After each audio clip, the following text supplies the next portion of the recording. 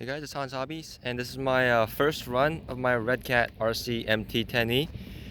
Unfortunately, it's super snowy and wet and gross outside, but I really couldn't wait to get this thing running. And I really didn't want it to be, when its first run, to be on such a gross environment. But honestly, if I wait for perfect weather to drive this thing, I probably won't be able to drive it for months and months. So I thought I would get this thing running for a little bit, just kind of try it out a bit.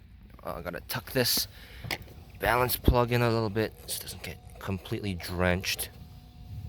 But yep, let's see how this thing runs.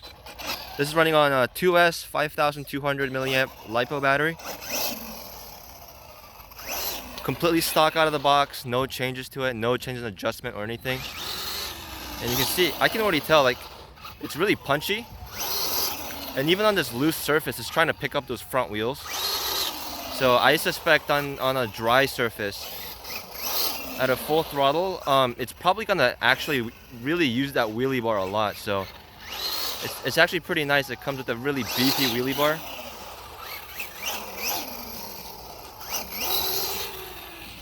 It's also decently fast. And even on this wet, slippery surface, those tires are doing a pretty good job of gripping. See how strong the brakes are? Full speed. Oh, it almost flipped forward. The brakes are really strong. Yeah, on a dry surface, I'll definitely flip straight over. But yeah, I'm really liking the power of this. Even just on 2S, it's like really peppy.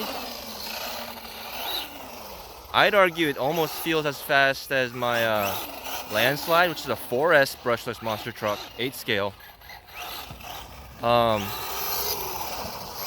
Top speed wise, it's definitely not as fast. Let's see. Obviously don't have a GPS or anything on me, but just kind of gauging it. It's probably topping out at around 30 miles an hour or so. Maybe a little bit slower than that. Maybe like high 20s. The Landslide is definitely faster. That one definitely goes mid 30s to maybe 40 miles an hour. So top speed wise, it's not as high, but I think if you gear it up a bit, you'll definitely get that same amount of speed just with 2S. So that's pretty neat. The LEDs in the front also look pretty good. The red LEDs I still think look really weird. They look weird to me, but I don't know. They kind of look like maybe like red dot sights or something, like a targeting system. It kind of makes it look a little bit badass, I suppose. I would have preferred it to have just the red LEDs in the back, just for a little better nighttime driving. Not that the LED lights will actually work like headlights, but it kind of helps judge if the car is forward or like coming towards you or coming away from you. A little bit easier. I'm also at the skate park here. You can see it's covered in snow, so I probably won't take it into the bowl because knowing my luck, I'll flip it over and I'll get stuck down there. So let's see how it plows through the snow. So to kind of gauge how thick the snow is, you can see it comes up about like halfway up to its oh no.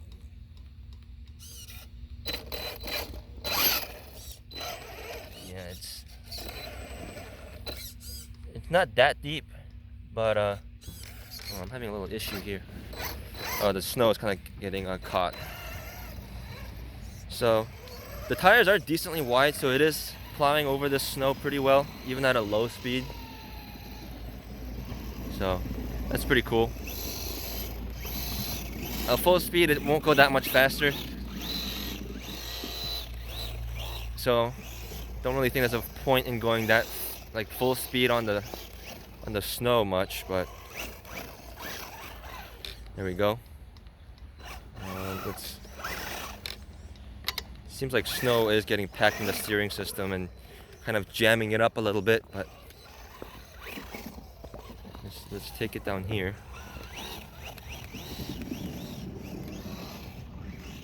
I won't really get any jumps or anything here because it's just too slippery, and the truck won't actually get enough speed to do any jumps. So not a lot of air today. but which is good because it's really cold outside. Outside, as you could probably imagine, and don't really want to break anything on my first run with it. Yeah, that steering is getting jammed up in the snow.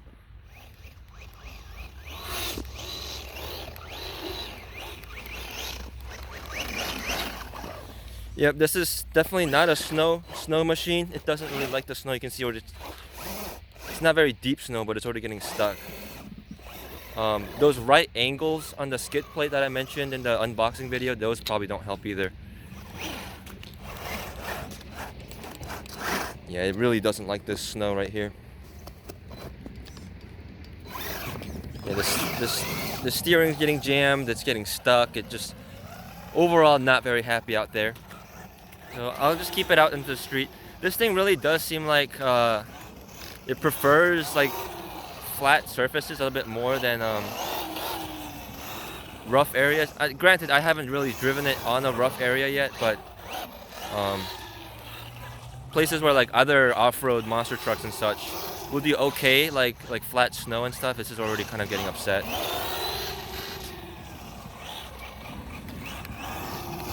But it is still really fun to open it up out here in this parking lot. Getting it nice and wet. I'm gonna have a lot of cleanup to do when I get home.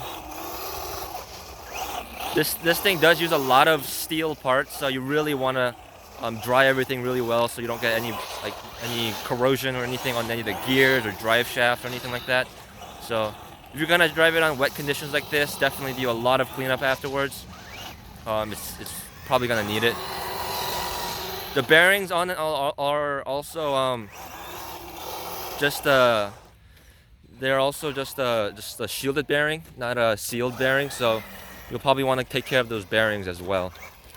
Let's see real quick how the steering the throttle response is. So here's my controller, and punching it has a slight delay to it.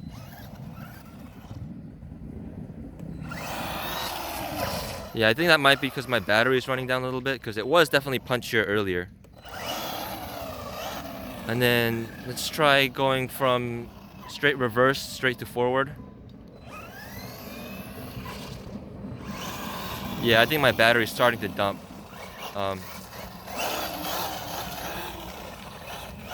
It still looks pretty decent though. But I'm gonna run down the rest of this pack and continue testing it and driving it and stuff for the full review. So if you guys enjoyed this video, thank you guys so much for watching. As always, comment down below, subscribe, leave me a like, all that good YouTube shenanigans. And I will see you guys next time.